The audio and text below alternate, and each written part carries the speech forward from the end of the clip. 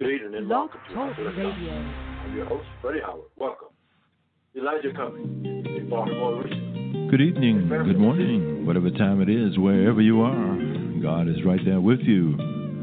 You're listening to Howcee Production Gospel Blog Talk Radio. You can find us all over the internet at www.blogtalkradio.com/Howcee-production-gospel. We are your internet radio station. Sit back and relax and enjoy more of Howcee Production Gospel Blog Talk Radio.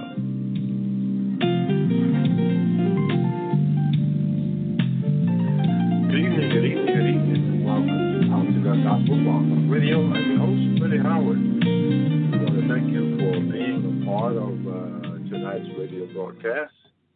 We are in the studio here in Beatrice, and we hope that everything is going well for you, no matter what the situation is. God is still in control. Congressman Elijah Cummings, a Baltimore original and family, the city and the nation, mourn the loss of Elijah Cummings. Learn more about this Baltimore icon and the legacy he leaves behind. First, we at Howcee Production Gospel Radio would like to thank Donna, Owens, and BET for the foundation for this broadcast here for tonight. We will be back in a few minutes. The program runs about an hour. If you need more information, please follow the link that we have here on Howcee Production Gospel Blog Talk Radio. Good evening and welcome to Howcee Production Gospel Blog Talk Radio. Coming to you from 231 6th Avenue down south here in Beatrice. Tonight we look at Elijah Cummings. Sit back and relax and listen to a young person that is a part of American history. Elijah Cummings, gone home, but a servant to all. I wanted to take this moment to thank you all for being here. We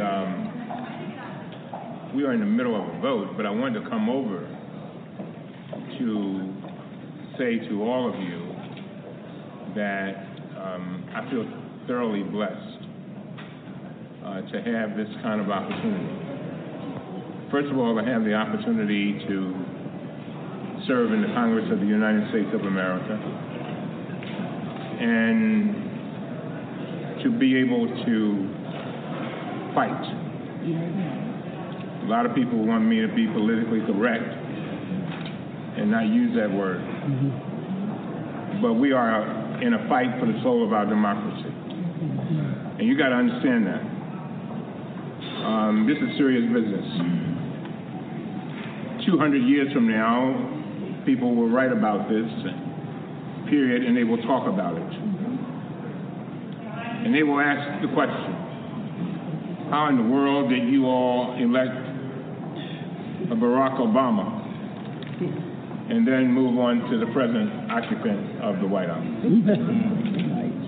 But they'll ask another question. Your great-great-great-grandchildren, they'll ask this question. They'll ask the question, what did you do about it? Did you sit on the sidelines and complain? Did you concentrate on just the people who you were fighting against and not concentrate on what you were fighting for? Did you stand up? Did you holler? Did you scream? What did you do? And I have come by here to tell you that a lot of people ask me the question over and over again, are you bitter? I said, no, I'm not bitter. I don't have time to be bitter. And my mother would say, don't be bitter, be better. That's right. And so we go out now to address some very, very critical issues. The American people have asked us for a few things. Now, you got to keep in mind that there were more than 10 million Democratic votes in the primary than there were Republican votes. And we've got members who we welcome to the Congress today who have come from districts that were considered red districts. And so what does that say? that says that people want accountability. They do not want us sitting on our hands and watching our president dismantle our democracy. Right. People want to make sure that they have hope for their children, that their children will do better than what they did. They want to make sure that they have health care. They want to make sure that when they get old, that they don't have a place to stay. Speaking of health care, I tell people that when I was in the hospital at Johns Hopkins for 6 months, a lady had been in there, I'd been in there for 4, she had been there for 3. And she came to me and she said, Elijah, I'm getting out today. I said, where you going? She said, I'm going home. And it was interesting because she was smiling, but then she started crying. I said, why are you crying? You can ready to get out. I got to stay here. She said, well, when I came in, they had to give me the operation. So they had to give me the treatment. But now I can't afford the cure. In other words, she couldn't afford the medicine. Right. Didn't have nobody to go home to. We are a country that is better than that. We're better than that. And so we go out and we give it everything we got. I am so glad that my brother and sisters are here. James and Yvonne. Yeah. Anybody else? And my wife is over in the gallery. She's stuck over there in the balcony. She'll be over in a few minutes. But we grew up in a household where we were taught to constantly lift up other people. We were taught to take whatever we had, whatever deck of cards we were given, or whatever hand we had, and make the best of it. My father, his favorite meal was a sweet potato. And I remember sometimes he would sit down with the sweet potato and he would take it and put it on the table and he'd say, you know, I wonder what happened when they first discovered that the sweet potato was something that you could eat. In other words, it looks all squiggly. I mean, you ever seen sweet potato? Yes. It doesn't look like something you're going to eat, really. Right. And he said then one day somebody decided to heat it up and discovered that it was food and it was nourishing to the body. His point was that no matter where you are, you can transform your life to life. That's right. And he would constantly talk about bringing life to life. And as I close, let me say this. When I got to Howard University, I had a situation where my father brought me up to Carver Hall in 1969. He drives up, and all I had was a suitcase, one of them tweed suitcases, the ones that, the ones that get holes in them, and that kind of suitcase. And I had a green bag, trash bag, with all my stuff in it. Now, I'll never forget, he drives up to Carver Hall, and he says to me, he says, now, boy, me and your mama, we done brought you as far as we could. We didn't have much education, but we brought you as far as we could. He said, now they tell me they got some good Negro professors up in there, and some white ones too. Yeah. And they're going to teach you real good. He said, but no matter what you do, no matter where you go, no matter what you do, remember this.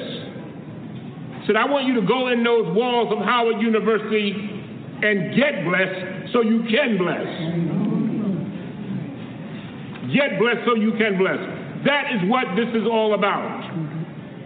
And so I thank all of you for making it possible to be a part of the blessing.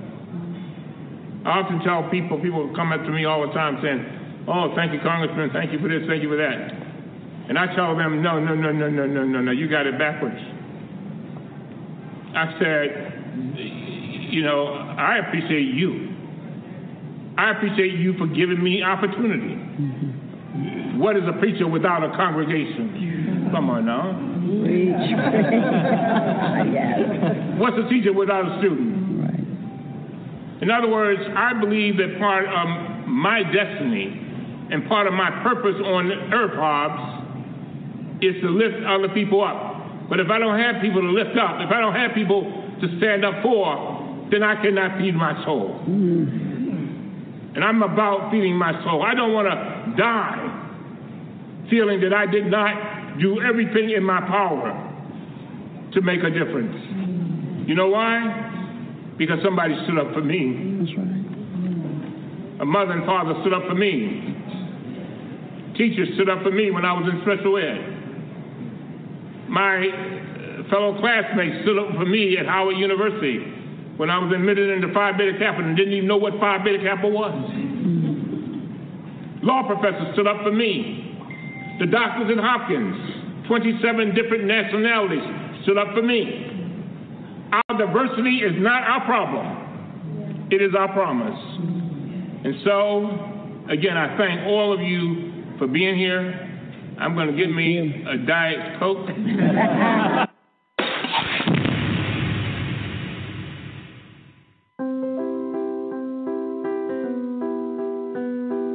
I am Elijah Cummings, member of Congress representing the state of Maryland. I think from, I guess, about the age of 9 or 10 is when I first started trying to figure out what I wanted to be. And back then, I decided I wanted to be a lawyer. And I wanted to be a lawyer because I had a good experience with a lawyer. When Nita Jackson Mitchell, who was the wife of the 131st Senator Clarence Mitchell, came to South Baltimore with her sons and said, there's a pool about 10 blocks away from here called Riverside, and we're going to integrate that pool. I didn't even know what integrate meant, but I knew we were supposed to walk to the pool. And so she marched with us for 7 days, little kids marching to the pool. We were turned away every day, and then on the 7th day, I think the mayor got involved, and we finally integrated the pool. And she was my hero.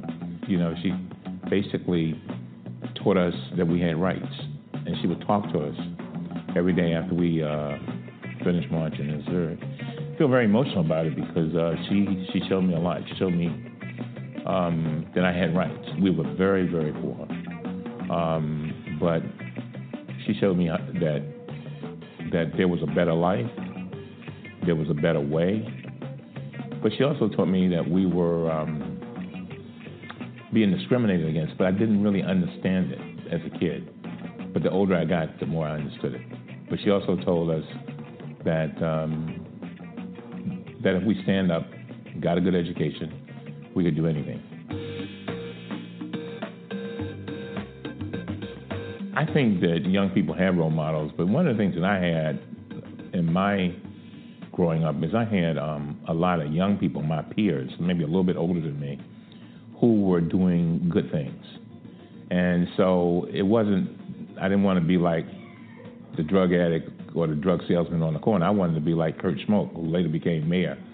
He was a fellow who went to Baltimore City College High School and was, I'd heard about him playing football, a scholar. And I literally you have to get up at almost 5:30 in the morning to go clear across town because I simply wanted to go to the same high school that he went to.